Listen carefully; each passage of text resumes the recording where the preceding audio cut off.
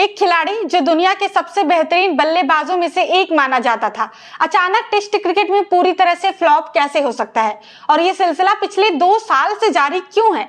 आज हम बात करेंगे पाकिस्तान के स्टार बल्लेबाज बाबर आजम की, जिनकी फॉर्म में वापसी के सारे इशारे भी अंत में निराशा में बदल रहे हैं। क्या बाबर आजम का टेस्ट क्रिकेट में भविष्य अब खतरे में है? पिछले 2 साल में बाबर आजम का टेस्ट क्रिकेट में जो हाल हुआ है वो शायद ही किसी ने सोचा था। जिनके बल्ले से एक समय दुनिया भर में रन की बौछार हो रही थी, वो आज टेस्ट क्रिकेट में लगातार फ्लॉप हो रहे हैं और ये सिलसिला हाल ही में फिर से देखे गए वेस्टइंडीज के खिलाफ दूसरे टेस्ट मैच में हुआ। क्या बाबर का ये दौर अब खत्म होने वाला है और क्या पाकिस्तान की टीम को अब किसी और स्टार की जरूरत है? तो दोस्तों, सबसे पहले बात करते हैं बाबर आजम के करियर की हाल की स्थिति की। बाबर आजम पिछले कुछ समय से टेस्ट क्रिकेट में बिल्कुल फ्लॉप साबित हो रहे हैं। जब हम उनकी हालिया टेस्ट सीरीज की बात करें तो बाबर का प्रदर्शन बेहद निराशाजनक रहा है। वेस्टइंडीज के खिलाफ खेले गए 2 टेस्ट मैचों में बाबर का बल्ला खामोश रहा। पहले टेस्ट में वो महज 8 और 5 रन ही बना सके। फिर दूसरे टेस्ट में जब पाकिस्तान को जीत के लिए 254 रन चाहिए थे, बाबर ने फिर से कोई असरदार पारी नहीं खेली। उनकी दूसरी पारी में 31 रन पर आउट होने के बाद पाकिस्तान ने सिर्फ 71 रन तक 4 विकेट गंवा दिए। अब बात करते हैं बाबर आजम के इस खराब प्रदर्शन के पीछे के कारणों की। आपको याद होगा कि बाबर ने दिसंबर 2022 के बाद से टेस्ट क्रिकेट में अब तक एक भी शतक नहीं लगाया और ये आंकड़ा कुछ और ही कहानी कहता है। 61 पारियां और उनमें से कोई भी शतक नहीं। टेस्ट क्रिकेट में उनके बल्ले से बस 3 अर्धशतक निकले हैं और वो भी पिछली साउथ अफ्रीका सीरीज में, जहां से शायद हमें उम्मीद थी कि बाबर वापसी करेंगे, लेकिन जैसा कि हम देख रहे हैं वो अब भी फ्लॉप हो रहे हैं। अब बात करते हैं कुछ आंकड़ों की जो शायद इस बात को और स्पष्ट करेंगे।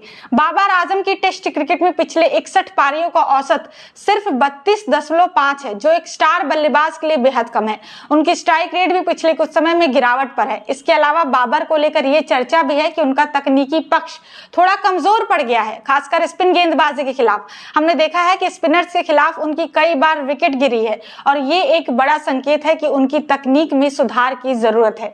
इससे भी दिलचस्प बात यह है कि बाबर की जो फॉर्म टेस्ट क्रिकेट में गिरी है वो अचानक वनडे और T20 में बेहतर हुई है। क्या इसका मतलब यह है कि बाबर को टेस्ट क्रिकेट में अपनी जगह खोनी चाहिए और केवल लिमिटेड ओवर्स में खेलने पर ध्यान देना चाहिए?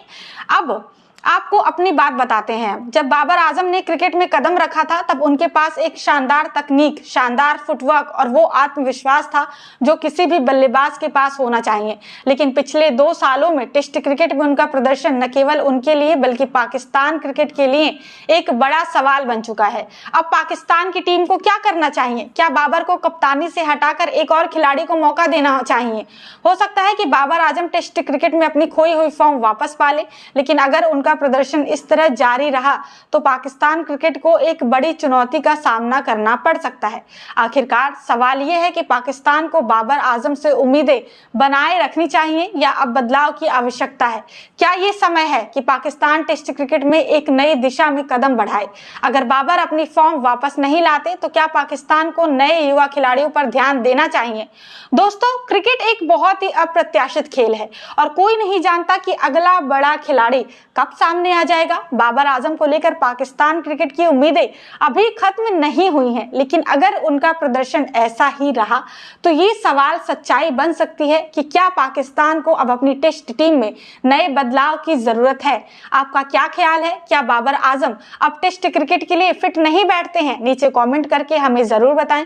अगर आपको ये वीडियो पसंद आई हो तो लाइक करें और चैनल को सब्सक्राइब करना बिल्कुल भी ना भूलें।